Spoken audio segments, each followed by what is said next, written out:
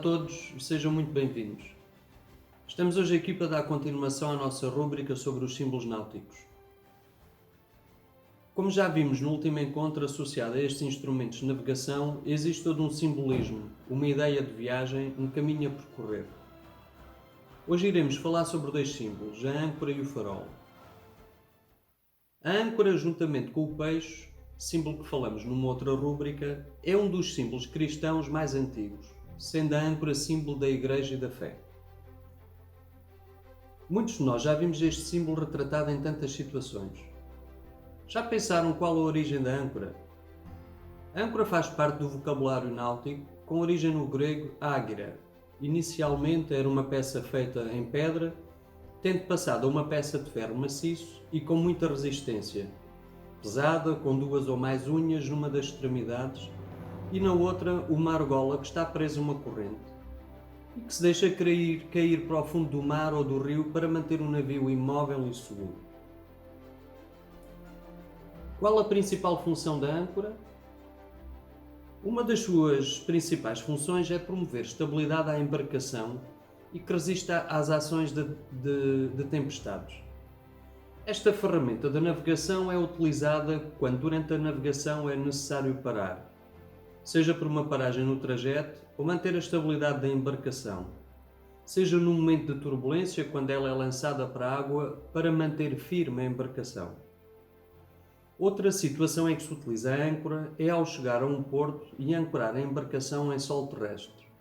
Então fixa-se a âncora num cais ou em solo aquático, próximo às margens terrestres, para os navegantes poderem desembarcar no destino de chegada. Facilmente podemos associar a âncora que freia os barcos e acalma na tempestade ao simbolismo de confiança e estabilidade. Ela devolve a harmonia e esperança em momentos turbulentos.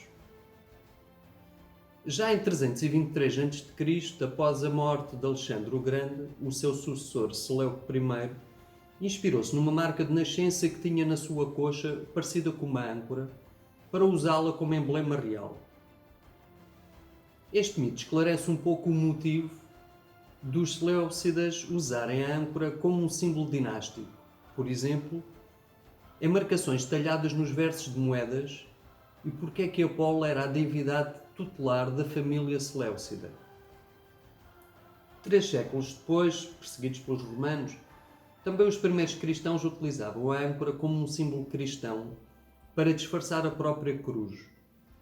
Em meados do século I, quando os cristãos eram perseguidos pelo Império Romano e tiveram que praticar a sua religião e o seu culto em segredo, devido às perseguições e proibições, o nome dado a essa âncora, que representava uma cruz, era a Cruz da Escora.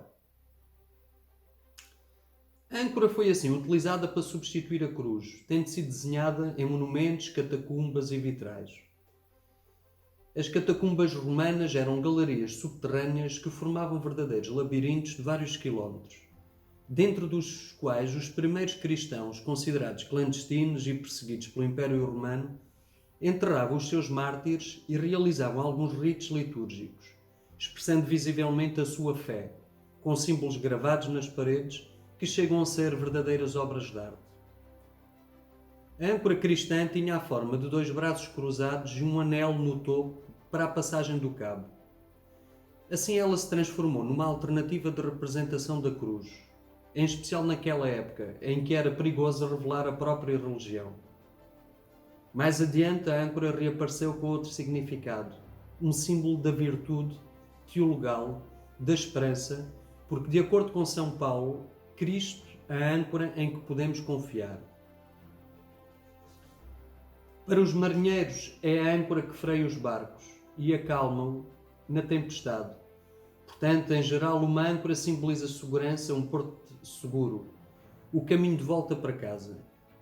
Uma âncora é utilizada para dar segurança a um navio e impedir que ele fique à deriva. Ela simboliza a segurança, a firmeza e a solidez. Mas o que significa para nós a âncora? Para nós, sendo considerado um símbolo de força, estabilidade, firmeza, segurança, esperança, tranquilidade e fidelidade, ela representa a parte mais estável do nosso ser, ou seja, É o nosso lado que, mesmo no meio das tempestades ou adversidades, consegue estabelecer a estabilidade da nossa vida. O símbolo representa a nossa tranquilidade no meio da tempestade em tempos difíceis, nos quais é capaz de manter a sua firmeza e dar-nos segurança. Na Bíblia, segundo São Paulo, a âncora podia ser associada a Cristo. Temos essa esperança como âncora da alma firme e segura. Pois, se pensarmos na função da âncora no barco, ela assegura firmeza, estabilidade, segurança, proteção, abrigo. Logo, simbolicamente, é a fé e a esperança da salvação. Falando agora do farol. Os faróis são concebidos para avisar os navegadores que se estavam a aproximar da terra. São utilizados desde a antiguidade, quando eram acesas fogueiras em grandes luzes de azeite, de oliveira ou da gordura de baleia. O primeiro farol que se tem registro foi construído pela primeira vez numa ilha chamada Faros, em frente ao porto de Alexandria do Egito, entre 300 e 280 a.C., e que deu origem ao nome farol. O farol de Alexandria, como sabem, era uma das 7 maravilhas do mundo antigo, que testemunha a sua existência o histórico José Flávio. Parece que era uma torre alta de 134 metros, visível até 48 km de distância. De dia sinalizava a sua posição com um sistema de espelhos em bronze polido que refletia a luz do sol. De noite, por meio de grandes fogueiras mantidas sempre acesas. Este majestoso farol permaneceu ativo por 16 séculos, até ao século XIV, quando foi destruído por 2 terremotos.